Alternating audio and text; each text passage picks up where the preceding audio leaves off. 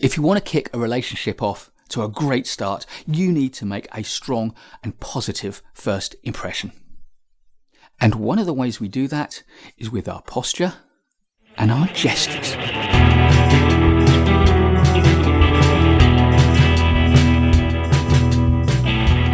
Let's start by looking at posture. What are the keys to good posture, and in particular, the elements that contribute to a strong and positive first impression? Well, of course, the first one is to stand or sit upright to your full height. And the way that I like to do this is to remind myself that my head is balanced on top of my neck. Do you remember when you were a child, you, or maybe some of your friends, had those puppets with strings, and there was always one string attached to the top of the puppet's head holding it up? Imagine you've got that puppet string and it's gently pulling you up to your full height. If you can keep that string in mind, that will help you with a confident, upright posture, whether you're standing or sitting. And by the way, if you are sitting and you want to stand, imagine that string pulls that little bit harder to lift you out of your chair. The next thing is to make sure that you are facing the person or the people you're speaking with.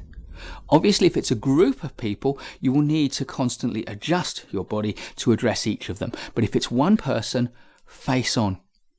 And make sure that the midline between the angles that your feet point is directed towards the person whose attention you want. Keep your body open. As soon as you close it up, people will assume you're putting in a barrier or you're not confident. And this may not be true, you may just be relaxed. But play to their fake knowledge of body language, open your body up, because everyone knows that that's confident and positive.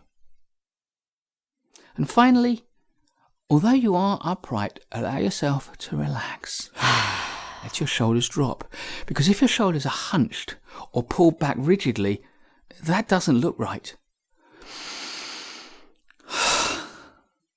But when you relax, you look even more confident. Next thing to think about is your head and your face. In general, keep your head up, but if you're listening, you can tilt it a little bit. Ideally with your right ear slightly towards the person who's speaking. That's a strong sign that you're paying attention.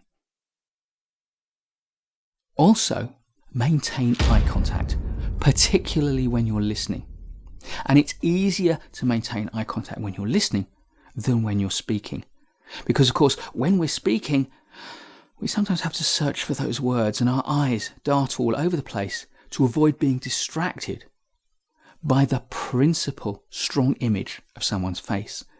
So it takes a lot of discipline to maintain eye contact while you're speaking. And of course, it's never right to maintain eye contact so long that the other person becomes just a little bit freaked out by you. And finally, smile.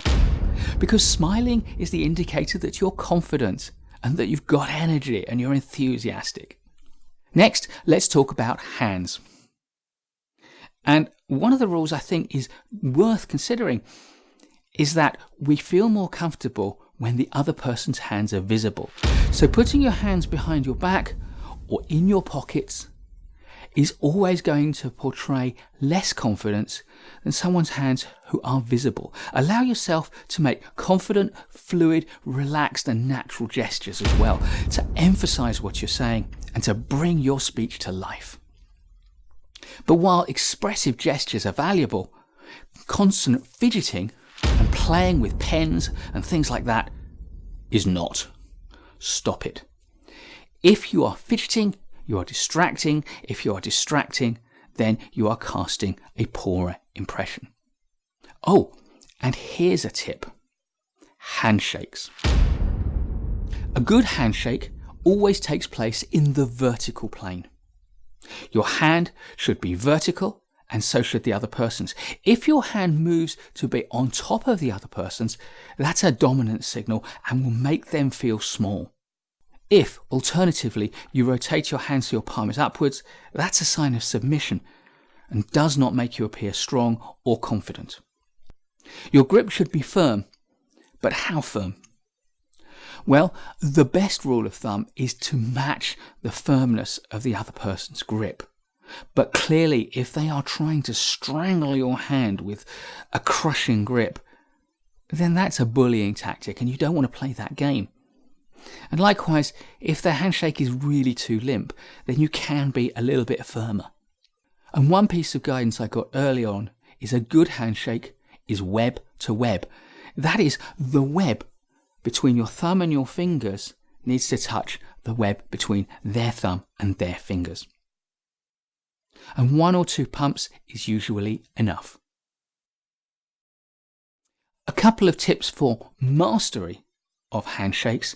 Firstly, nobody likes shaking hands with a damp hand, but the reality is some of us do sweat. And in some environments, we have to sweat more because we are hot and our body needs to dump heat. If your hands are sweaty, then before you shake hands, find some discreet way to dry them.